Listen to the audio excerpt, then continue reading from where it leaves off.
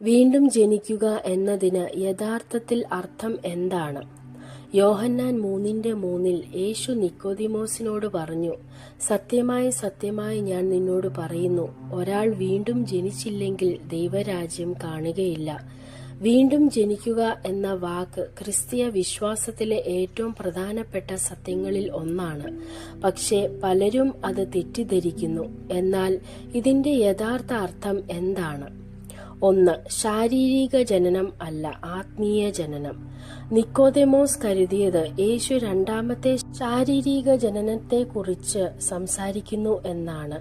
പക്ഷേ യേശു യോഹന്നാൻ 3:5-6 വ്യക്തമാക്കി, ജലം കൊണ്ടും ആത്മാവ് കൊണ്ടും ജനിക്കാത്തവന് ദൈവരാജ്യത്തിൽ പ്രവേശിക്കാനാവില്ല. ജഡത്തിൽ ജനിച്ചത് ജഡവും ആത്മാവിൽ ജനിച്ചത് ആത്മാവും ആകുന്നു. വീണ്ടും ജനിക്കുക എന്നത് അമ്മയുടെ ഗർഭത്തിൽ തിരിച്ചു പോകുന്നതല്ല, ദൈവം മാത്രം നൽകുന്ന പുതിയ ആത്മീയ തുടക്കമാണ്. 2. നമുക്ക് വീണ്ടും ജനിക്കേണ്ടത് എന്തുകൊണ്ട്? ഓരോ മനുഷ്യനും ആദാമിന്റെ വീഴ്ച മൂലം പാപത്തിൽ ജനിക്കുന്നു. നമ്മുടെ സ്വഭാവം ആത്മീയമായി മരിച്ചിരിക്കുന്നു, ദൈവത്തിൽ നിന്ന് വേർപെട്ടിരിക്കുന്നു. നല്ല പ്രവൃത്തികളും മതാചാരങ്ങളും ധാർമ്മികതയും കൊണ്ട് അത് തിരുത്താനാവില്ല. എഫേസ്യർ 2:1 പറയുന്നു, നിങ്ങൾ പാപങ്ങളിലും കുറ്റങ്ങളിലും മരിച്ചവരായിരുന്നു.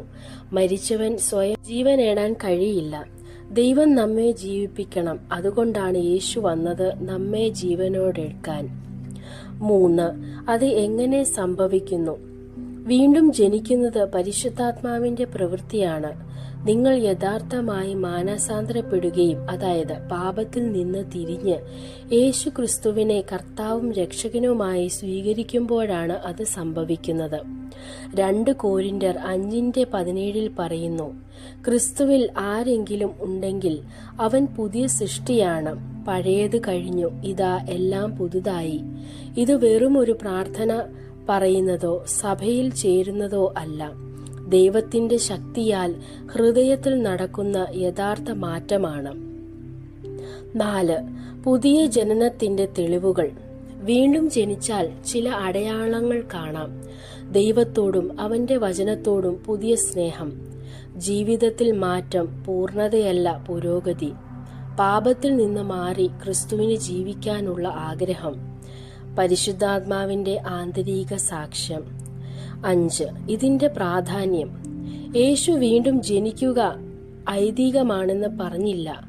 അവൻ പറഞ്ഞു, നിങ്ങൾ വീണ്ടും ജനിക്കണം. ഈ പുതിയ ജനനം ഇല്ലാതെ